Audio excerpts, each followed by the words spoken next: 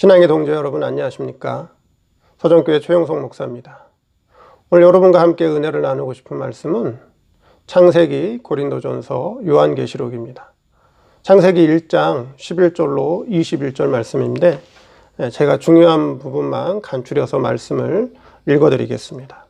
하나님이 가라사대 땅은 풀과 씨 맺는 채소와 각기 종류대로 씨 가진 열매 맺는 과목을 내라 하심에 그대로 되어 땅이 풀과 각기 종류대로 씨 맺는 채소와 각기 종류대로 씨 가진 열매 맺는 나무를 내니 하나님이 보시기에 좋았더라. 하나님이 가라사대 하늘의 궁창에 광명이 있어 주야를 나누게 하라. 또 그 광명으로 하여 징조와 사시와 일자와 연한이 이루라. 또 그 광명이 하늘의 궁창에 있어 땅에 비추라 하시고 그대로 되니라. 하나님이 두 큰 광명을 만드사 큰 광명으로 낮을 주관하게 하시고 작은 광명으로 밤을 주관하게 하시며 또 별들을 만드시고 하나님이 그것들을 하늘의 궁창에 두어 땅에 비추게 하시며 주야를 주관하게 하시며 빛과 어둠을 나누게 하시니라. 하나님의 보시기에 좋았더라.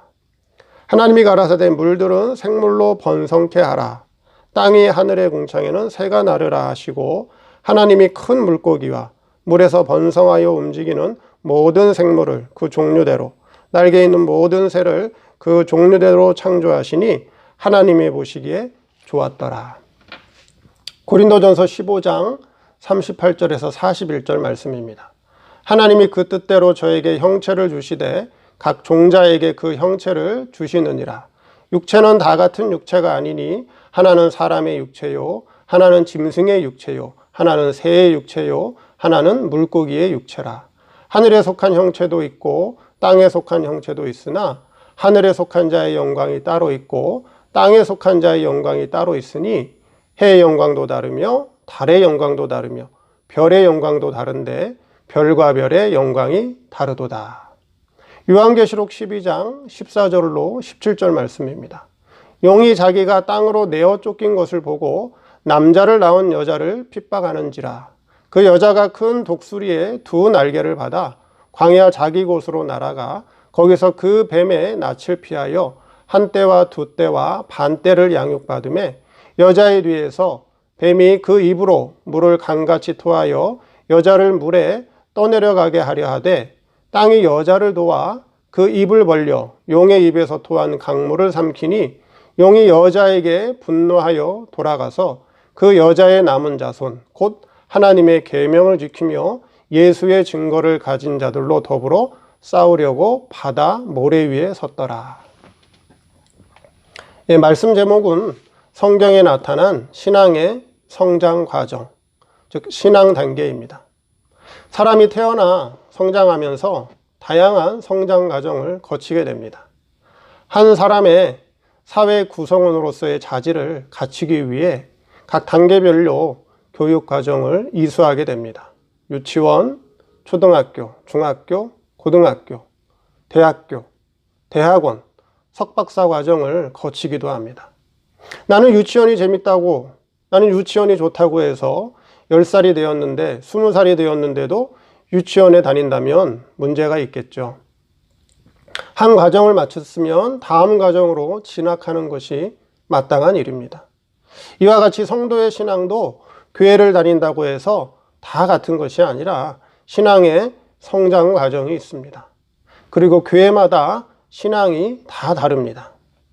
그러한 성도의 신앙 성장 과정을 성경 여기저기에 계시로 교훈하고 있습니다.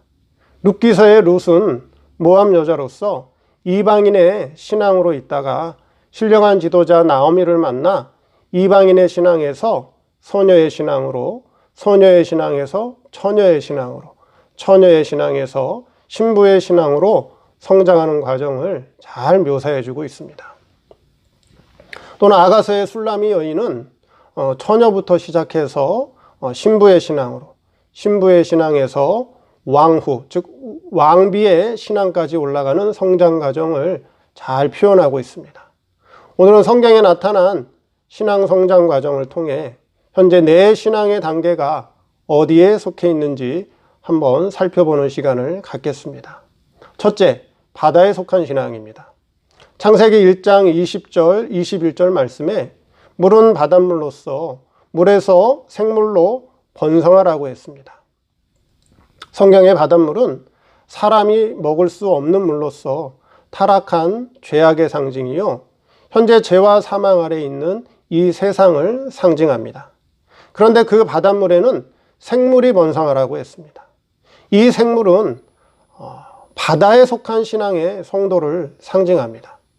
즉 바다를 떠나지 못한 세상의 죄를 먹고 마시는 육신에 속한 신앙의 사람들을 계시해 줍니다.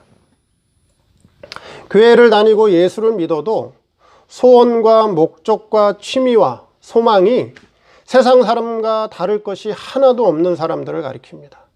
오히려 세상 사람들보다도 욕심이 더 많고 불법과 탈법을 저지르면서도 자신의 잘못과 죄를 깨닫지 못하는 자들입니다. 이들이 바다에 속한 신앙의 사람으로서 이것을 육신에 속한 신앙, 세상에 속한 신앙의 사람이라고 합니다. 여러분들 사람을 만나면 어떤 사람은 분명히 교회를 다닌다고 하는데, 예수를 믿는다고 하는데 도대체 저 사람이 예수를 믿는 사람인지 불신자인지 교회를 안 다니는 사람들인지 아예 구별이 안 되는 사람들을 여러분들 만나본 적이 있을 겁니다. 바로 이러한 사람들이 바다에 속한 신앙, 육신에 속한 신앙, 세상에 속한 신앙의 사람들입니다. 즉 바다 속에서 죄와 사망 아래서 죄를 먹고 마시는 그런 신앙의 사람들입니다. 예수님의 제자 베드로, 야곱, 요한이 무엇을 하다가 예수님의 부르심, 콜링을 받았나요?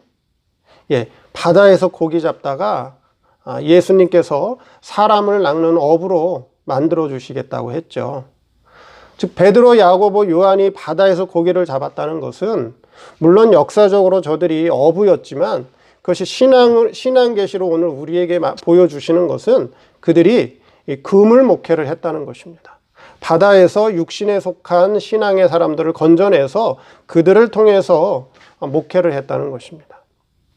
근데 예수님께서 사람을 낚는 어부가 되게 해 주시겠다는 것은 바로 사람의 인격을 기르는 그런 목회를 하게 해 주시겠다는 그런 말씀입니다. 두 번째, 바다에서 나온 모래신앙이 있습니다. 계시록 12장 17절 말씀에 땅이 여자를 도와 그 입을 벌려 용의 입에서 토한 강물을 삼키니 용이 여자에게 분노하여 돌아가서 그 여자의 남은 자손 곧 하나님의 계명을 지키며 예수의 증거를 가진 자들로 더불어 싸우려고 바다 모래 위에 섰더라. 바다 모래 신앙은 바다에서 나온 신앙입니다. 즉 육신에 속한 신앙, 세상에 속한 신앙에서 교회를 다니면서 신앙생활은 이렇게 해야 되는 거구나, 신앙생활은 하나님의 말씀, 하나님의 법을 잘 지켜야 되는구나 해서 신앙이 조금 들어가서 이제 바다에서 나와 바다 모래 위에 신앙의 단계까지 올라온 자들을 말씀합니다. 이들은 어떤 신앙의 사람들인가? 첫째, 하나님의 계명을 잘 지킨다고 했습니다.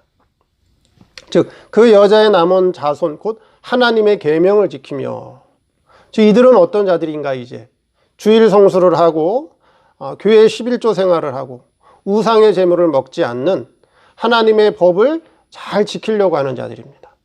또한 이들은 뭐가 있다 그랬죠? 예수의 증거를 가졌다고 했습니다. 예수의 증거를 가졌다는 것은 자신이 구속을 받아 구원받았다는 것을 확실히 깨달은 자들로서 자기 나름대로 신앙의 체험이 있는 자들입니다. 이들은 바다 신앙에서 나온 자들로 이들의 신앙을 법적인 신앙이라고 합니다. 즉 하나님의 계명의 율법을 잘 지키는 것을 신앙으로 아는 자들입니다. 세 번째, 땅에 속한 신앙이 있습니다. 창세기 1장 11절, 12절 또는 24절, 25절에 보면 땅에 속한 신앙은 인간의 수고를 통해서 길러지는 신앙을 말합니다. 즉 땅에서 수고하고 노력해서 농사를 짓고 짐승과 육축을 길러내는 그러한 신앙을 말합니다.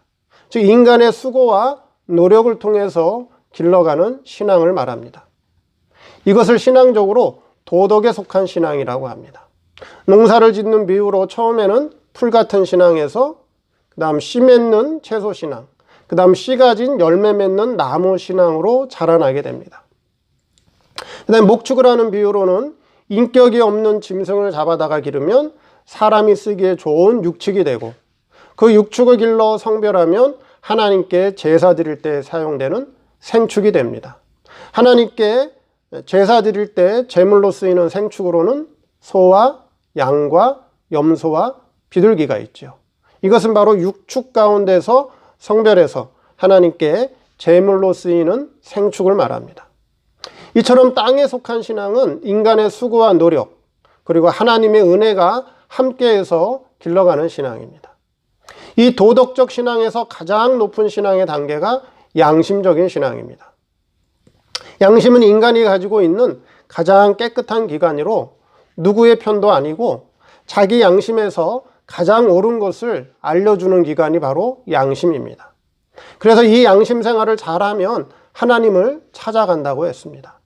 베드로전서 3장 21절 말씀에 물은 예수 그리스도의 부활하심으로 말미암아 이제 너희를 구원하는 편이 곧 세례라. 육체의 더러운 것을 제하여 버림이 아니요 오직 선한 양심이 하나님을 향하여 찾아가는 것이라. 그래서 도덕적 신앙에서 가장 높은 신앙의 단계가 바로 양심적인 신앙입니다. 자, 네 번째, 하늘에 속한 신앙이 있습니다. 하늘에 속한 신앙은 그 종류가 하늘 궁창의 신앙과 땅위 궁창의 신앙으로 나누어집니다. 하늘 궁창에는 해와 달과 별이 세상을 비추고 있고, 땅위 궁창 세계에서는 새들로 번성하여 나르라고 하셨습니다. 해달별의 신앙은 타락한 어둠의 이 세상에 빛을 비추는 신령한 신앙의 사람들을 상징합니다. 즉 이들은 진리의 빛을 가지고 어두운 이 세상에 빛을 비추는 자들입니다. 땅이 궁창을 나는 새들은 신령한 하늘 세계를 향해서 날아가는 성도로서 가끔씩 땅에 내려오는 자들로서 아직 하늘 궁창에는 도달하지 못한 그런 신앙의 사람들을 상징해 줍니다. 하늘 궁창에 속한 신앙의 사람들은 이 세상에 빛을 비추는 자들로서 하나님께서 진리의 빛을 깨우쳐 주심으로 말미암아 자기 속에 있는 빛을 가지고 이 어두운 세상에 진리의 빛을 비추는 자들입니다. 이러한 자들의 신앙을 신령한 신앙이라고 합니다. 하늘에 속한 신앙은 인간의 수고와 노력으로 되는 것이 아닙니다. 인간의 수고와 노력으로 하는 법적인 신앙, 도덕적인 신앙, 양심적인 신앙을 통과한 자들 가운데서 진리의 깨우침과 말씀 역사를 통해 하나님께서 은혜로 입혀주시는 신앙입니다. 자, 마지막으로 부활 후에 영광의 차이가 있습니다.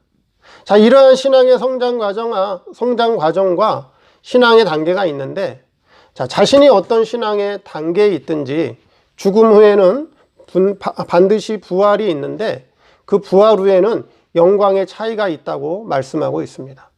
고린도전서 15장 38절로 40절 말씀에 분명히 말씀하고 있죠. 자, 그런데 39절 말씀에 보면 물고기의 육체는 언급하고 있는데 40절에 물에 속한 형체, 즉 물고기가 빠지면서 바다의 영광은 빠져버립니다. 그리고 41절에는 하늘궁창의 신앙을 말씀하시는데 하늘궁창의 신앙의 영광도 서로 다르다고 분명히 말씀하고 있습니다. 자, 이 말씀을 통해서 성도는 하나님의 은혜로 구원을 얻어 천국 가는 것은 변함이 없습니다. 그러나 천국에 간다고 해서 다 똑같은 것은 아닙니다. 분명히 영광의 차이가 있고 상급의 차이가 있고 면류관의 차이가 있습니다. 한 번 결정된 것은, 즉 영광의 차이는 영원히 변하지 않습니다. 그래서 사도 바울이 세상의 모든 영광을 버리고 표대를 향해서 쫓아간다고 말씀했습니다. 빌립보서 4장 14절 말씀에 표대를 향하여 그리스도 예수 안에서 하나님이 위에서 부르신 부름의 상을 위하여 쫓아가노라. 모세는 하늘의 상급을 위해 애굽의 모든 영광을 버렸다고 했습니다. 히브리서 11장 26절 말씀. 그리스도를 위하여 받는 능욕을 애굽의 모든 보화보다 더 큰 재물로 여겼으니 이는 상주심을 바라봄이라. 자, 이와 같이 오늘 말씀을 통해서 현재 자신의 신앙은 어디에 속했는지 잘 깨달아 보시기 바라며 하늘의 신령한 신앙을 사모하며 그 은혜에 이끌려 귀한 신앙의 성도들이 되시기를 바랍니다. 감사합니다.